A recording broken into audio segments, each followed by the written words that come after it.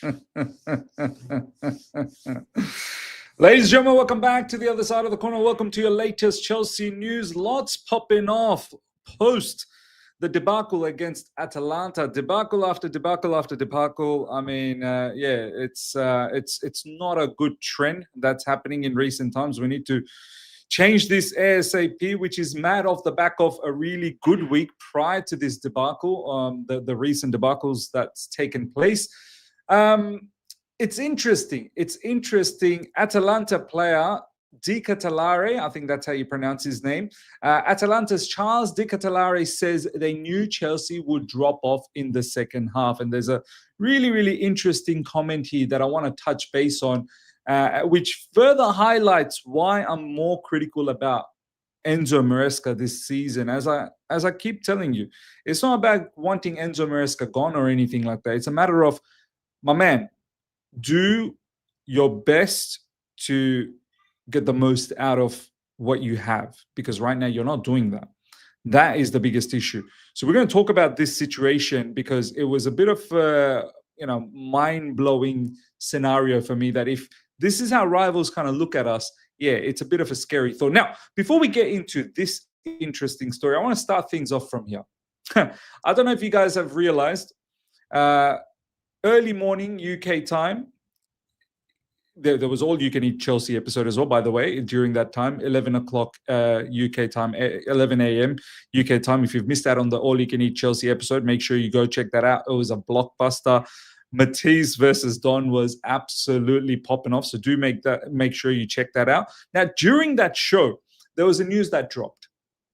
And this is what was on a regular happening, over the past 3 seasons. Every time we'd pick up an L, the next 16-year-old, the next 17-year-old would go out there and purchase. And we've started that the same shenanigans again. And this time it goes with this particular player. Not that long ago, I think we bought another kid from the Ecuadorian club, Independiente. So here's another one, ladies and gentlemen. Latest, have a look at this. Exclusive, Chelsea's ownership group, Blueco, win race to win. Oh, they won the race. Oh, there's a lot of race to win. These are the kind of race that we really want to win, ladies and gentlemen. Race to sign 16-year-old midfielder Mohamed Zongo. Here we go. Deal done from Sporting Cascade FC after being scouted at Under-17 World Cup. Next step will be Strasbourg, seen by Chelsea FC. Blueco as perfect setting for his next phase. And furthermore on this story, ladies and gentlemen, is Mohamed Zongo's move from Sporting Cascade to Strasbourg will be after he turns 18. So he will be available to join Strasbourg from January 2028. Blueco see him as a future Chelsea player and will monitor him. Now, look, I've said this many times this season. When things are fine, I don't mind seeing these type of news, right? Like, because we want to build for the future. When things are bad, these type of news really gives me a bitter taste because I don't want to see it. I'm concerned about now. This is a kid who's 16. We won't know anything about this kid for another couple of years. So I don't want to hear from anyone, yeah, miss, this kid is the shit. He's the real deal. We're going to be competing for Premier League titles and Champions League with this kid, because right now, like, we've been in this situation many times, and we've said that about many players. I know Esteval, he's hit the levels. I mean, he's shown that he can be a superstar, right? Andre Santos is another one, but we need to make sure we rectify this season. I don't want to hear all of this stuff. Miss, trust me, this kid is supreme. The honest truth is, no one really knows anything about this kid, but this is what we do. This is part of our revenue stream. Whether he makes it at Chelsea Football Club or not, I don't know. But you best believe we're going to make money out of him. That is the main objective here. If he becomes a fantastic Chelsea player down the track, brilliant. That's a bonus. But right now, we don't have the mental capacity to think in that manner. So, ladies and gentlemen, wanted to get this news out of the way. Mohamed Zongo is moving to Blueco. We'll start things off with Strasbourg. Now, coming back to this point, Charles Ketelaere We knew intensity-wise they will drop in the second half. We know they get a lot of goals against them in the second half. We know they get a lot of goals against them in the second half. We knew intensity-wise they will drop off in the second half. Like, ladies and gentlemen, if the opposition players feel this way about us, what does it say about like our team as a whole? What does it say about Enzo Maresca as well? This is an Atalanta team. Let me make it clear. They're 12th in the Italian league. Our team, with all due respect to Atalanta, is far superior. It is far superior. But when a player comes out and says this with such confidence that we know Chelsea will drop off their intensity, we know we can get goals against them in the second half. What does that say? What does that say about us? Doesn't that mean, surely, Enzo Maresca, like intensity, application, attitude, behavior, like, doesn't that stem from the manager? Because I don't know if this is the right situation right now, off the back of what Ketelaere has said. If this is the right situation to talk about, the SDs have let down Enzo Maresca, or the owners have let down Enzo Maresca. I know they have. I've never been on the owners and SDs bandwagon ever. If all the people that have watched me from the beginning, I know they've got flaws. But I've said from the start of this season, off the back of the way we finished last season, Champions League position, Conference League, Club World Cup, and the players we've got in, like Santos, Estevan, Gian Pedro, a lot of us were thinking, yeah, adding these players on top of Cucurella, Reece James, Caicedo, Cole Palmer, yeah, it's not that bad. There's enough. There's enough to compete. Not enough to win the Premier League, but there's enough to compete and keep things close. And if you see the Premier League table, there's not one team that's going out there and dominating. Yeah, you can say Arsenal are probably the most consistent, but even they have flaws. So when I see comments like this, we knew intensity-wise they will drop off. Why are we dropping off? Who is responsible? Who has the responsibility to ensure that our mentality and our intensity are on par? Because that's exactly what happened in recent times with Leeds. That's exactly what happened with, earlier on with Sunderland, dropping off in intensity, dropping off in energy. That's exactly what happened against Bournemouth as well. Bournemouth should have won. Why? I don't think this has got something to do with, the squad's so crap, can't compete against Atalanta. No, there's a fundamental problem here. There is a fundamental problem here. And the problem, I feel like Enzo Maresca needs to get the best out of this squad, which he isn't doing. And I'll give you the perfect example. Have a look at this.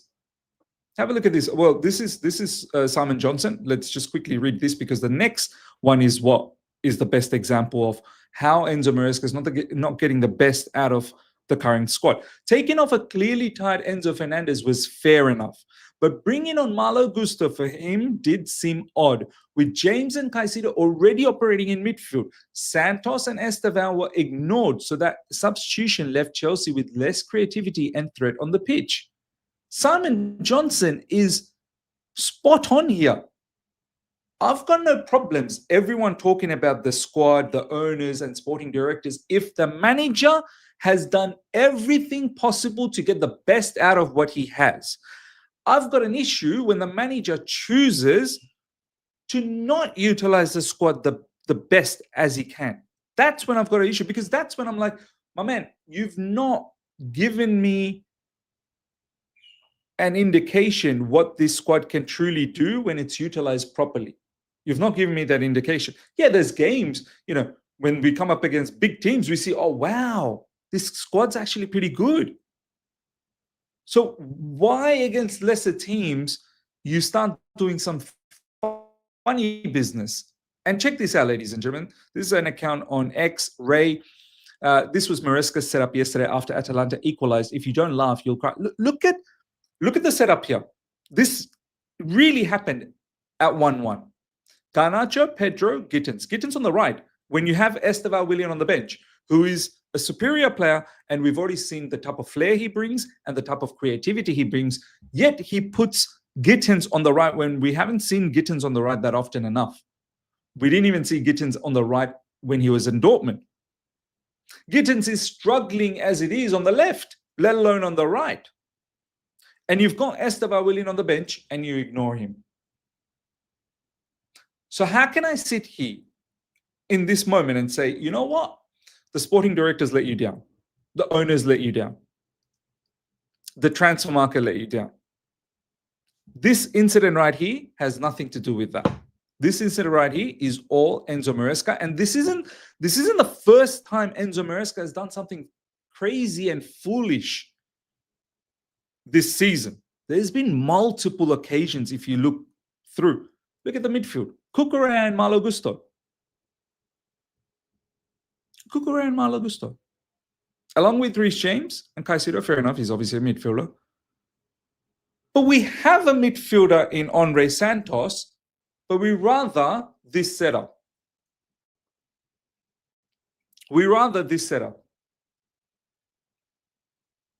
You're telling me at this point, it's wise to go after the SDs and owners? You're telling me it's wise to do that?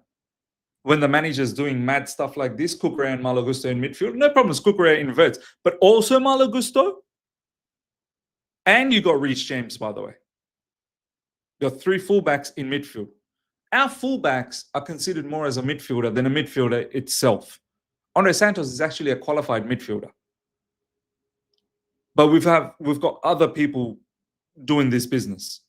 I get the inversion. Cucurella inverts on the ball, off the ball becomes a left back. You got Malo Gusto, maybe he becomes a right back. I don't know. But then you've also got 3 defenders. Is that necessary? So we've got up top Gittins. We've got in the middle, in the midfield, Andre Santos. And then when Fofana gets injured, you bring on Tosin, who you've literally said in your last press conference prior to this match that he wasn't good. He's an experienced player, but was he good? That's exactly what you said, Enzo Maresca.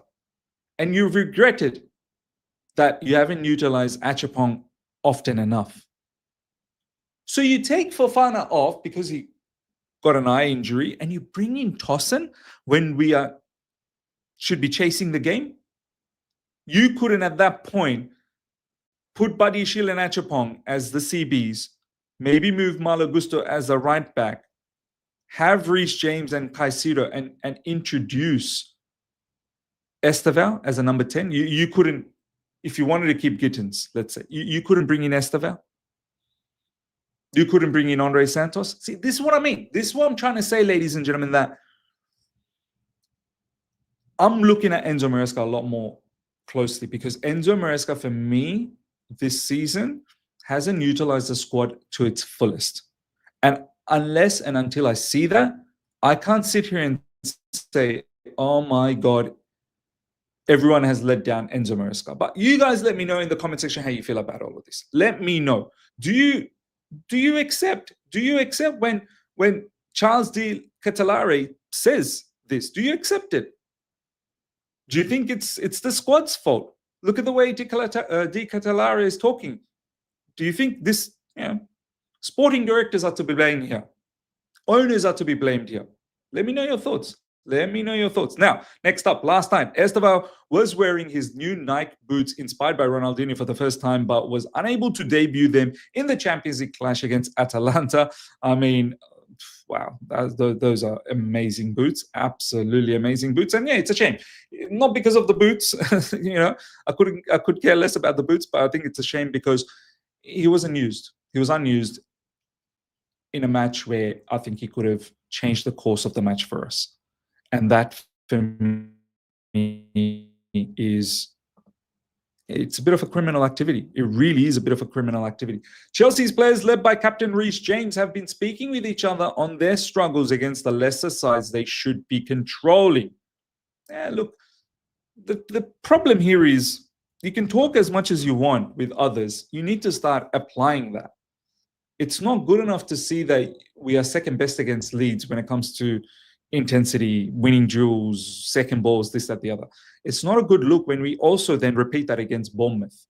And then we repeat that against Atalanta. So talk amongst the players. You're the leader, fantastic, no problems.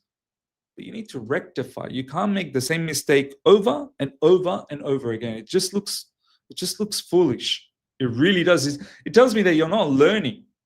And once again, where's the coach in all of this? Where's the manager?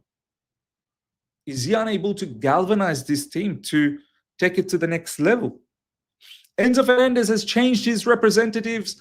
He has joined the agency, The Elegant Game, managed by Javier Pastore and Matthias Toranzo. Now, I don't know if this is an indication that maybe he's thinking about his future down the track. Of course, he's thinking about his future. Whether his future is with Chelsea, I don't know. Obviously, he's been quite indifferent this season. His form hasn't been that great. We'll see. We'll see what the summer window brings for us. I think it's going to be another shake-up, like always. That is, I've always said, the sporting directors and the owners, you're doing too much every window. You're doing too much. I get the feeling in January we're not going to do that much. We're just going to get rid of players that are not part of Chelsea's future plans, like Desarcy, Sterling, and that kind of stuff. And that's fine. But in the summer, I get the feeling there's going to be a major shake-up again, and it's always going to be a major shake-up every single summer window, which I don't think is healthy. I really don't think it's healthy. And this is where I feel like, yeah, you as owners and directors, you've definitely failed. You've definitely failed from that perspective. But we'll see what happens in the summer window. Liam Rossinier says Emmanuel Amiga will be out for about 6 weeks, ladies and gentlemen. So forget about asking for Amiga to come to Chelsea Football Club in January. This guy's going to be injured for the next 6 weeks, which will potentially go till the end of January. So there's that. We're not going to get Amiga, an injured player, to Chelsea Football Club and bring his stay from Strasbourg to Chelsea forward. We're not going to do that.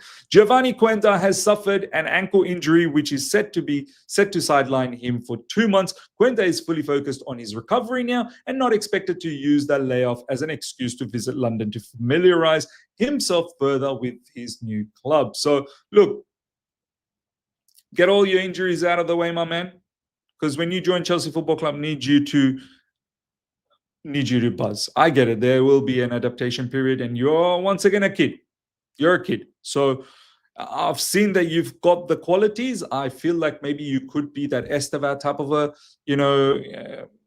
flair player that's gonna take the fan base by storm. I feel that, but there needs to be an adaptation time. And look, as I said, get all your injuries out of the way before you join Chelsea, because we can't afford it. We really cannot afford it. Ladies and gentlemen, let me know your thoughts about everything we spoke about, especially Charles D. Ketelaere's comments. How do you feel about it?